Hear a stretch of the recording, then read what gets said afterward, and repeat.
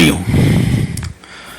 ज्ञान गंगा सुनने वाले सभी पुण्यात्माओं को मेरा स्वागत है। आज के हमारे सत्संग का विषय है ब्रह्म ज्ञान। दो प्रकार के ज्ञान होते हैं, एक होता है सामान्य ज्ञान और दूसरा होता है ब्रह्म ज्ञान।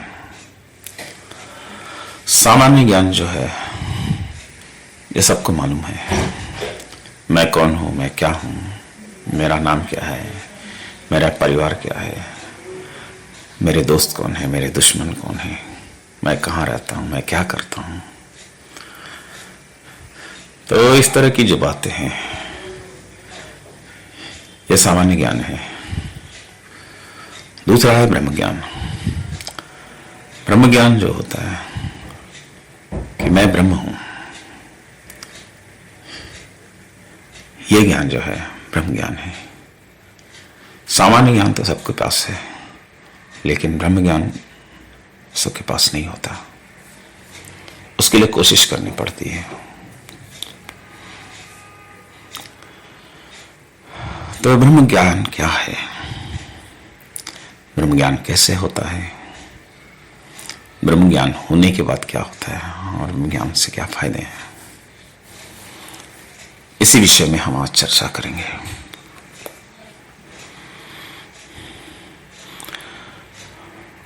हमारे जो चारों वेद हैं शास्त्रों के, इन सब का निचोड़ अगर आप देखेंगे तो सिर्फ एक ही बात समझ में आएगी, अहम ब्रह्मास्मि, यानी कि मैं ब्रह्म हूं।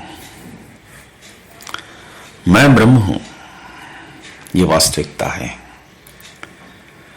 लेकिन इस वास्तविकता को समझना बहुत मुश्किल है, अनुभूति में लाना बहुत मुश्किल है। इसके लिए आपको एक सद्गुरु के पास जाना होगा, उनकी सेवा करनी पड़ेगी, उनसे उपदेश लेना होगा, फिर उस उपदेश का श्रवण करना पड़ेगा, मनन करना पड़ेगा, निधिध्यासन करना पड़ेगा। उसकी जब आपके ऊपर गुरु की कृपा हुई या फिर आपकी साधना के फलस्वरूप आपको अपने आप अनुभूति होने लगेगी कि अहम ब्रह्मास्मि, ये इसका तरीका है। श्रवण का मतलब है सुनना। हमें जो उपदेश मिला है उसको सुनने की कोशिश करें। जितना ज्यादा सुनेंगे उतना ज्यादा है आपके मन में बैठेगा। फिर मनन है, यानी कि उसको याद करते रहना, जो सुनना है उसको याद करना है। उसके बाद है निधिध्यासन, यानी दिल में बिठाना। बार बार जो सुने हैं उनको दिल में बिठाएं। जब इस तरह आप दिल में बिठाएंगे तो बात आपके दिल में बैठेगी, फिर धीरे धीरे एक वक्त में उसका अनुभव ही होने लगेगा। तो ये है, तो ये तरीका है ब्रह्म ज्ञान को पाने का। और ब्रह्म ज्ञान है क्या?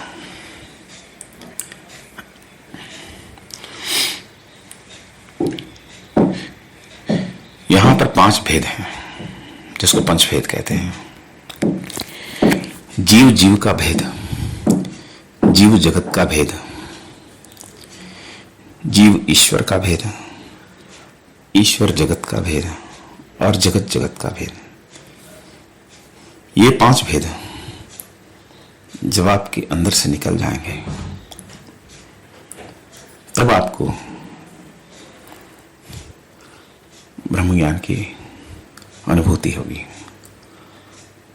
तो ये 5 भेद क्या हैं?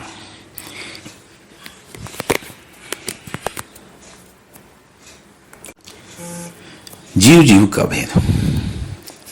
जीव जीव का भेद मतलब है कि हर जीव एक से अलग है, एक जैसा नहीं रहता। उनका शरीर अलग होता है, उनके मन अलग होते हैं, उनकी बुद्धि अलग होती है, उनके कर्म अलग होते हैं, उनके संस्कार अलग होते हैं। हर जीव के अपने संस्कार हैं। इस वजह से हमें हर जीव एक दूसरे अलग दिखता है।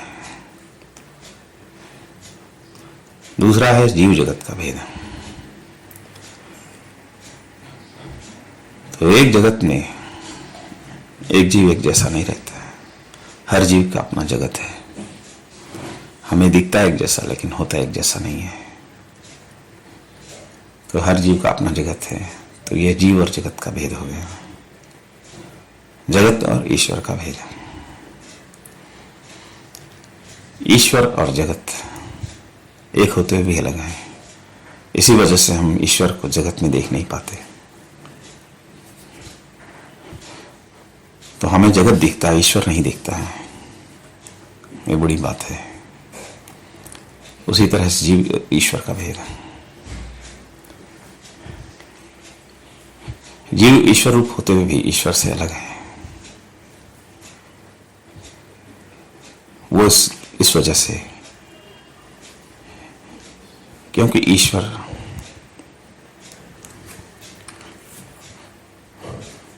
वो ब्रह्म का ज्ञान है। ईश्वर ब्रह्म में है, विलीन है, लेकिन जीव ब्रह्म में विलीन नहीं है। इसी से ईश्वर और जीव अलग अलग दिखते हैं। हम जिस भगवान की पूजा करते हैं, क्यों करते हैं? क्योंकि हम भगवान को अपने से श्रेष्ठ मानते हैं। इसी वजह से हम भगवान की पूजा करते हैं। तो यह है जीव और ईश्वर का भेद है। और है पांचवा जगत जगत का भेद। ये जो दुनिया हम देख रहे हैं, ये दोनों भले आपको एक जैसी दिखती हो, लेकिन इसके अंदर भी बहुत सी ऐसी चीजें हैं जो अलग हैं। आपके दिल की दुनिया अलग है, मेरे दिल की दुनिया अलग है। एक कुत्ते के दिल की दुनिया भी अलग है, एक हाथी के दिल की दुनिया अलग है। हर एक की दुनिया अलग है। यह है जगत जगत का भेद। असंख्य जगत है। जिस तरह आसमान में तारे हैं, उसी तरह अनेकों जगत है। इन सारे जगत को अगर आप देखेंगे तो परेशान हो जाएंगे कि हर जीव की अपनी अपनी सृष्टि है। वो उसी नजर से देखता है। तो आप ये पूछ सकते हैं कि भाई अलग अलग सृष्टि है तो हमें क्यों नहीं दिखती है? इसलिए नहीं दिखती कि उसकी सृष्टि उसकी तक है, हमारी सृष्टि हमारे तक है। हम जो देखते हैं, हमारी दुनिया हमारे तक है। वो जो देखता है उसकी दुनिया वहां तक है। जब हम इस भेद से ऊपर उठेंगे तब हमें एक दूसरे की सृष्टि का पता चलेगा। यही बात है। तो ये 5 भेद जहां से दिखते हैं, और ये 5 भेद जहां में लय हो जाते हैं, वो है ब्रह्म। वही ब्रह्म का वास्तविक रूप है।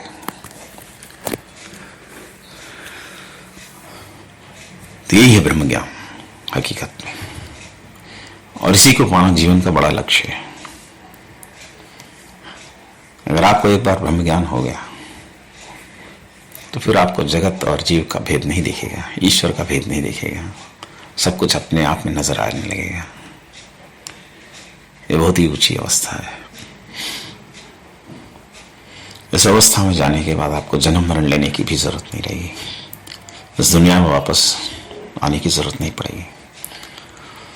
तो ब्रह्म ज्ञान का सबसे बड़ा फायदा है कि आप जन्म मरण के चक्र से मुक्त हो जाते हैं। क्योंकि एक बार ज्ञान हो जाने के बाद फिर जन्म मरण जीव का आता है। तो जीव और ब्रह्म का भेद ही खत्म हो जाता है। जब जीव ब्रह्म में मिल गया तो फिर जन्म मरण कहाँ होगा? ना जन्म है ना मरण है, दोनों नहीं है। इसी वजह से ब्रह्म ज्ञान की विशेषता कही गई है कि ब्रह्म ज्ञान को आप एक बार पा लेंगे तो फिर जीवन का सबसे बड़ा उद्देश्य सफल हो जाएगा। और यही हम सबकी कोशिश होनी चाहिए कि हम किसी तरह ज्ञान को पाएं और अपने आप को जीवन मुक्त कर लें। एक बार अगर ज्ञान मिल गया तो फिर प्रारब्ध विवेक से अपना शरीर रहेगा, लेकिन उसके बाद फिर से जन्म लेने की जरूरत नहीं पड़ेगी। तो हमारी कोशिश यही है कि हम किसी सद्गुरु के शरण जाएं, उनसे ब्रह्म ज्ञान का उपदेश लें, उनका मनन करें, श्रवण करें, निधिध्यासन करें और उनकी कृपा से हम उपदेश पाकर अपने आप को जीवन मुक्त करें। ये था बस आज के सत्संग में। फिर मिलता हूं किसी और सत्संग में, तब तक के लिए हरिओम।